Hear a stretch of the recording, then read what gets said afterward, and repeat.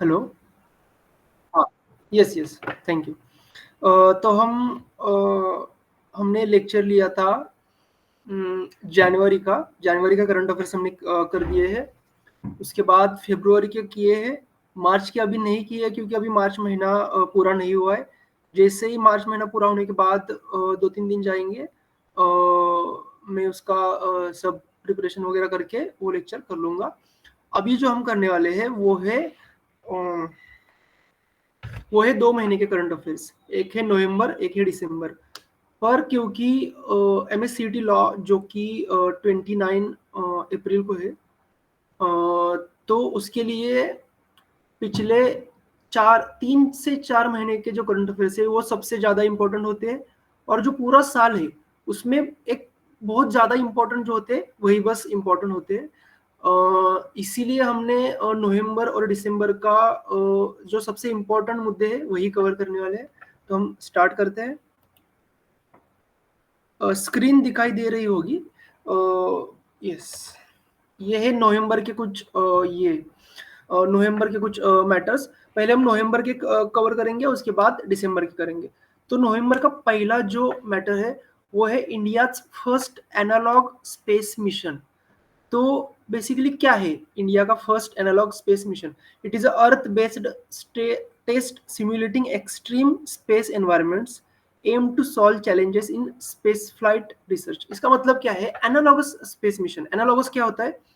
जब आपको ये बेसिकली जब हम अपना जो स्पेस क्राफ्ट होता है वो जब स्पेस में जाता है तब उसको बहुत सारी ऐसी चीज़ों का सामना करना पड़ता है। या फिर जब स्पेस क्राफ्ट हमारा उतरता है किसी और ग्रह पर, तो उसे बहुत सी अननोन चीज़ों का सामना करना पड़ता है। तो उसको प्रिपेयर करने के लिए वो जो सिमुलेट करता है, मतलब अगर इसमें मार्स और मून का जो लैंड होगा उसका सिमुलेशन होगा, मतलब उसमें मार्स और मून में जिस तरह का लैंड है उसका सिमुलेशन होगा। और इंडिया में लेह लद्दाख में ये स्पेस मिशन होने वाला है, लेह लद्दाख में। तो लेह लद्दाख में इस पर पूरा एक्सपेरिमेंट होंगे कि कैसे हम बाहर का जो मून और मार्स है उस पे जैसे काम करने वाले हैं सेम वैसे ही यहाँ पे काम करने वाले। तो ये है India first analog space mission. ये इसरो की तरफ से तैयार किया गया है और लेह लद्दाख में होने वाला है। ये सबसे इंपॉर्टेंट बात है, लेह लद्दाख में होने वाला है। और मार्स और मून में जैसे एनवायरनमेंट है वैसे एनवायरनमेंट तैयार करके उस पर एक्सपेरिमेंट होने वाले हैं बेसिकली। तो ये था। यस। हम देखते हैं रीनेमिंग ऑफ सराई काले खान चौक। तो सराई काले खान चौक एक चौक है दिल्ली में, उसका रीनेमिंग हो रहा है, उसका नाम बदल रहा है। वो मैटर नवंबर में चल रहा था। तो उनका नाम रखा जा रहा है भगवान बिरसा मुंडा चौक। तो बिरसा मुंडा जो थे उन्होंने वो ही वॉज ट्राइबल लीडर। तो वो ब्रिटिश कॉलोनियल फोर्सेस जो थे, बेसिकली ब्रिटिश का पूरा एम्पायर था, उनके खिलाफ उन्होंने बहुत सारी ये किए, रिबेल्स किए। और ट्राइबल्स के वो लीडर है भगवान बिरसा मुंडा। और अभी भी ट्राइबल राइट्स के लिए जो लड़ाई लड़ी जाती है उसमें बहुत ज़्यादा इंस्पिरेशन देते हैं बिरसा मुंडा। तो उनका नाम दिया जा रहा है। उसमें दिल्ली गवर्नमेंट और यूनियन गवर्नमेंट के बीच में थोड़ा पॉलिटिकल टसल चल रहा है। तो ये बेसिकली न्यूज़ है कि जो सराई काले खान चौक है उसका नाम अब बदल के भगवान बिरसा मुंडा करके रखा है। ये दिल्ली का चौक है। अब ये थोड़ा सा इम्पोर्टेंट न्यूज बन जाता है। इम्पोर्टेंट इसलिए है क्योंकि जो इंटरनेशनल लेवल पे काम हो रहे हैं उसमें जिस जिस कामों में इंडिया आगे बढ़कर आ रहा है या फिर इंडिया अपना लीडरशिप लेके वो काम कर रहा है, वो काम बहुत इंपॉर्टेंट बन जाते हैं। उसमें से ये एक काम है इंटरनेशनल सोलर अलायंस, ISA। तो इंटरनेशनल सोलर अलायंस बेसिकली क्या है कि इंडिया और फ्रांस ने दोनों ने मिलकर ये ऑर्गेनाइजेशन तैयार की है। अब ये सोलर ऑर्गेनाइजेशन है, इसका मतलब सोलर एनर्जी के लिए तैयार की है। और क्लाइमेट चेंज जो है वो क्यों होता है? क्योंकि फॉसिल फ्यूल्स जो है वो जलते हैं। तो उसके लिए जो एनर्जी है वो क्लीन होनी चाहिए, इसके लिए सोलर काम करता है। तो इंडिया और फ्रांस ने दोनों ने मिलकर ये ऑर्गेनाइजेशन का ये किया, इस्टेब्लिशमेंट किया है 2015 में। इसका हेडक्वार्टर जो है वो हरियाणा में है, गुरुग्राम में। तो ये बात इंपॉर्टेंट है कि उसका हेडक्वार्टर हरियाणा में है। और अभी न्यूज में क्यों आ रहा है? क्योंकि उसका जो प्रेसिडेंट और को प्रेसिडेंट है वो डिसाइड किए गए हैं। प्रेसिडेंट जो है वो इंडिया से है, को प्रेसिडेंट है वो फ्रांस से है। तो ये था basically India international solar alliance. India ने लीडरशिप लेके ये ऑर्गेनाइजेशन ये किया है, ऑर्गेनाइजेशन स्थापन किया है और वो काम कर रहा है, इसलिए ये इम्पोर्टेंट बात बन जाती है। आगे बढ़ते हैं हम। यस, जी सैट, जियो सिंक्रोनस सैटेलाइट। तो ये बेसिकली क्या है कि अपना जो स्पेस एजेंसी है इसरो, इसरो बाकी देशों का जो स्पेस एजेंसी होता है, फॉर एग्जांपल रशिया का होता है, यूरोपियन स्पेस एजेंसी होता है, नासा होता है, उसको मिला के, उसको कोलैबोरेशन करके बहुत सारे स्पेस मिशन से वो लॉन्च करता है। पर अभी तक प्राइवेट जो स्पेस एजेंसी होती है उसके साथ कभी नहीं किया था, पर ये जो मिशन है वो प्राइवेट इससे किया था, प्राइवेट स्पेस एजेंसी से किया था। प्राइवेट स्पेस एजेंसी पूरी दुनिया में 4-5 ही है, उसमें से स्पेसएक्स है, इलॉन मस्क का स्पेसएक्स। तो इलॉन मस्क का स्पेसएक्स और इंडिया का इसरो, इन दोनों ने मिलकर एक सैटेलाइट भेजा है, उसका नाम है जियो सिंक्रोनस सैटेलाइट, जी सैट। ये इसरो का पहला ऐसा कोलैबोरेशन है जो प्राइवेट एजेंसी के साथ किया है। तो ये कहाँ से लॉन्च हुआ? बेसिकली ये अमेरिका से लॉन्च हुआ, स्पेसएक्स के फाल्कन 9 रॉकेट के उससे वो लेके गया। और ये किसके लिए काम करेगा? बेसिकली ये इंडिया का जो स्मार्ट सिटी मिशन है उसके लिए काम करेगा। तो ये इम्पोर्टेंट है क्योंकि स्पेसएक्स प्राइवेट एजेंसी है और इंडिया का पहला ऐसा मिशन है। आगे हम देखते हैं कि हमने पिछले जो 2 वीडियो थे या फिर पिछले दो लेक्चर थे उसमें बहुत बार देखा है कि जो एक्सरसाइजेस है, मिलिट्री एक्सरसाइजेस या फिर आर्म फोर्सेस की एक्सरसाइजेस इंडिया के बाकी देशों के साथ, वो इम्पोर्टेंट है, वो हर साल उस पे 1-2 क्वेश्चन आते हैं। तो इंडिया का ये पहला ऐसा एक्सरसाइज है वो इंडिया ने स्पेस में किया है, इसीलिए ये इम्पोर्टेंट न्यूज बन जाता है। तो इसका नाम क्या है? अंतरिक्ष अभ्यास 2024। अंतरिक्ष अभ्यास 2024 India first space defence exercise. ये इंडिया ने खुद किया है। क्यों किया है? क्योंकि जो स्पेस से जो थ्रेट आते हैं, अब स्पेस से कैसे थ्रेट आ सकते हैं? क्योंकि बहुत सी कंट्रीज होती है, चाइना हो सकता है, रशिया हो सकता है या फिर यूएसए हो सकता है, वो क्या करता है स्पेस में अपने जो रॉकेट्स है या फिर अपने जो जिसको वेपन्स कहते हैं, वो उन्होंने वहां पे उनको रखा है स्पेस में, ताकि जब समय आए तो स्पेस से सीधा उसको जो एनिमी कंट्री है उस पर लॉन्च किया जाए। उसको कॉम्बैट करने के लिए इंडिया ने स्पेस में एक डिफेंस एक्सरसाइज किया, उसका नाम है अंतरिक्ष अभ्यास 2024। ये किसकी तरफ से हुआ? Basically DSA, defence space agency. ये इंडिया की स्पेस एजेंसी है जो काम करती है सिर्फ स्पेस में, जो डिफेंस काम होते हैं उसमें करती है। ये जो डीएस है उसका हेडक्वार्टर है वो बेंगलोर में है, क्योंकि इसरो भी बेंगलोर में है। तो ये है ये था न्यूज नवंबर का बेसिकली कि अंतरिक्ष अभ्यास किया है इंडिया ने, स्पेस में एक्सरसाइज किया, ये पहला ऐसा एक्सरसाइज है। Yes, Booker Prize 2024, one of the most prestigious award in English literature. तो हर साल बेसिकली ये अवार्ड मिलता है। 2024 का अवार्ड पब्लिश हुआ था, वो मिला है सामंथा हार्वे को। उन्होंने बुक लिखी है ऑर्बिटल करके। ये जो बुक है ये इसके बारे में है कि इंटरनेशनल स्पेस स्टेशन है, उसमें जो 12 ये है एस्ट्रोनॉट्स है, उनके लाइफ के ऊपर उन्होंने एक नॉवेल लिखा है जिसका नाम है ऑर्बिटल। तो उसको बुकर प्राइज मिला है। प्रेस्टिजियस है, इंडिया में 4 से 5 लोगों को अब तक मिला है। मुझे जो याद है वो अरुंधति रॉय का गॉड ऑफ स्मॉल थिंग्स, ये बुक को मिला था।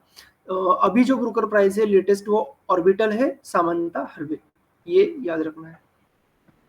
यस, अब हम देखते हैं दिसंबर 2024 के कुछ न्यूज और करंट अफेयर्स। दिसंबर के करंट अफेयर्स इंपॉर्टेंट है क्योंकि 3 से 4 महीने पहले भी बहुत जो इंपॉर्टेंट न्यूज है उसके बारे में सवाल पूछा जाता है। तो हम देखते हैं कि इंडिया ने लॉन्च किया है, क्या लॉन्च किया है? TV channel. चैनल का नाम है चैनल 31। चैनल 31 ये बेसिकली किसके लिए है? India first sign language TV channel. और ये जो चैनल है वो डीफ स्टूडेंट जो होते हैं और एजुकेटर्स जो होते हैं, जिनको सुनाई नहीं देता, जिनको सिर्फ साइन लैंग्वेज से पता चल सकता है, उनके लिए ये चैनल है। तो बेसिकली चैनल है तो 24/7 चलेगा। दिन रात वो काम करेगा, उसमें कौन कौन से प्रोग्राम आएंगे, वो सब प्रोग्राम साइन लैंग्वेज में आएंगे।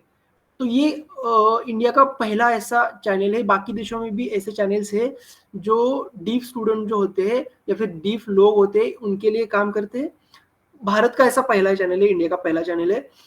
ये पार्ट है, it is a part of PM E Vidya programme. तो ई विद्या प्रोग्राम है, इसका पार्ट है। ये मैनेज किसकी तरफ से हो रहा है? NCERT, national council of educational research and training, जिसे हम एनसीईआरटी बोर्ड भी कहते हैं या फिर एनसीईआरटी की बेसिक्स किताबें होती है, वो उसको मैनेज करेगा। तो ये इंडिया का पहला ऐसा चैनल है। चैनल का नाम है channel 31। It is managed by NCERT. Yes, ये न्यूज देखते हैं हम। India's first hyperloop test track. अब ये क्या है हाइपरलूप टेस्ट ट्रैक? बेसिकली 2012 में इलॉन मस्क ने ये आइडिया प्रपोज किया था। आइडिया ये था कि एक हाइपरलूप होगा, एक पाइप होगा जिसमें जो प्रेशर होता है, एयर का प्रेशर, वो थोड़ा सा कम होगा। तो एयर का प्रेशर कम होने से क्या होता है, जो एयर का रेजिस्टेंस होता है किसी भी प्रवास या फिर ट्रैवलिंग करते टाइम, तो वो जो एयर का प्रेशर होता है, रेजिस्टेंस होता है, वो कम होता है। तो रेजिस्टेंस अगर कम हुआ तो जो स्पीड होता है वो बहुत ज्यादा होता है। तो इसका प्लान्ड जो हाइपरलूप कॉरिडोर है वो मुंबई और पुणे के बीच है। मुंबई और पुणे के बीच ये कॉरिडोर बन सकता है। तो अभी मुंबई और पुणे को जाने के लिए बेसिकली 2.5-3 घंटा, 3.5 घंटा लगता है। अगर हाइपरलूप बन जाए तो शायद 1 घंटे में पुणे जा सकता है। पर न्यूज क्या है बेसिकली, आईआईटी मद्रास ने एक टेस्ट ट्रैक तैयार किया है। ये पूरा ट्रैक अभी नहीं हुआ है, इसका टेस्ट ट्रैक हुआ है, बस 400 मीटर का ट्रैक हुआ है। तो उस पर अभी काम चल रहा है, उस पर टेस्ट चल रहे हैं। तो ये टेस्ट ट्रैक तैयार हुआ है 400 मीटर का आईआईटी मद्रास की तरफ से, and it is India first hyperloop test track. Yes, आगे देखते हैं हम। Proposed bill of 2024। हमने बिल्स देखे हैं। 3 क्रिमिनल लॉ जो थे वो अमेंड हुए थे। उसके नाम याद होने चाहिए, बीएनएसएस एंड भारतीय साक्ष्य अधिनियम। ये 3 लॉ है, वो आपको पता होनी चाहिए। इंडियन पीनल कोड के लिए बीएनएस था, भारतीय न्याय संहिता। सीआरपीसी क्रिमिनल प्रोसीजर कोड के लिए भारतीय नागरिक सुरक्षा संहिता, और एविडेंस एक्ट के लिए भारतीय साक्ष्य अधिनियम। यहाँ पे संहिता नहीं है, अधिनियम है, वो आपको पता होना चाहिए। तो बेसिकली क्या काम चल रहा है? काम ये चल रहा है कि इंडिया के जो लॉज है बहुत सालों पहले तैयार किए गए थे। तो अभी सिचुएशन बहुत ज्यादा बदल गई है, इसलिए हमें जो सब लॉ है तो अभी अपडेट करना बहुत जरूरी बनता है। तो इसीलिए बहुत सारे जो लॉज है वो लॉज आ रहे हैं। देखते हैं हम। Coastal shipping bill 2024। तो ये बेसिकली कोस्टल शिपिंग बिल है, ये किसी को रिप्लेस नहीं करता। ये नया ऐसा एक्ट आने वाला है। किसके लिए आने वाला है? तो ये क्या करता है कि फॉरेन वेसल्स जो है उनको अलाउ करेगा इसके लिए काम करने के लिए इंडियन ओशंस में। और कुछ जो इंडियन वेसल्स है, वेसल्स का मतलब होता है शिप्स, तो इंडियन शिप्स है उनको भी स्पेसिफाइड कंडीशंस में काम करने के लिए परमिशन दी जाएगी। तो ये कोस्टल शिपिंग बिल है 2024, ये आने वाला है। दूसरा है भारतीय वायुयान विधेयक। तो क्या है कि जो इसके लिए काम करता है, जो फ्लाइट होती है, जो इंडिया का जो डोमेस्टिक फ्लाइट्स होती है उसको रेगुलेट करने के लिए एयरक्राफ्ट एक्ट ऑफ 1934 था। अब 34 का 1934 का था, इसलिए वो 90 साल पुराना एक्ट है। ब्रिटिश एम्पायर के टाइम पे, ब्रिटिशर्स लोगों के टाइम पे वो बना था। तो उसको बदलने की जरूरत है। तो उसका नाम जो हो गया वो भी अभी भारतीय नाम हो गया। तो क्या हो गया है? भारतीय वायुयान विधेयक। तो इस पे सवाल पूछा जा सकता है कि इंडियन एयरक्राफ्ट एक्ट ऑफ 1934 जो कि बदलने वाला है उसका नाम बताइए क्या है। तो वहां पे सिमिलर दिखने वाले नाम आपको दिखाए जाएंगे, तो उसमें से आपको चूज करना है भारतीय वायुयान विधेयक। अब देखते हैं कि रेलवेज अमेंडमेंट बिल 2024 आया है। ये क्या करता है रेलवेज अमेंडमेंट बिल? ये कंसोलिडेट करता है, किस किस को कंसोलिडेट करता है? 2 एक्ट जो वो 2 एक्ट जाएंगे, उसकी जगह पे रेलवेज अमेंडमेंट बिल जो है वो आएगा। कौन कौन से एक्ट है? इंडियन रेलवे बोर्ड एक्ट 1905 और रेलवेज एक्ट 1989। तो ये 2 लॉ जाएंगे इसके ऊपर। इंडियन रेलवेज अमेंडमेंट बिल 2024 आएगा। आगे हम देखते हैं। ये स्पेस का एक न्यूज़ है। न्यूज़ ये है, हमने पहले ही देखा है कि इंडिया का जो L1 है, आदित्य L1, ये मिशन इसके लिए काम करता है, जो सोलार का जो सन का जो स्टडी है वो करता है। तो अभी क्या होगा कि यूरोपियन एजेंसी है, तो यूरोपियन एजेंसी का प्रोबा 3 नाम का एक ये है स्पेस क्राफ्ट है, जो अभी इस पे काम कर रहा है, सन पे काम कर रहा है। और इंडिया का आदित्य L1 वो भी सन पे काम कर रहा है। प्रोबा 3 है वो यूरोपियन स्पेस एजेंसी का है। तो अब क्या होगा बेसिकली, तो आदित्य L1 एंड प्रोबा 3 ये दोनों मिलके अब ऑब्जर्वेशंस लेंगे। तो ये अब उनका एक अपडेशन हो रहा है कि ये दोनों मिलकर अब काम करेंगे, ऑब्जर्वेशंस लेंगे। तो यस, ये था न्यूज़ कि ये दोनों मिलकर अब काम करेंगे।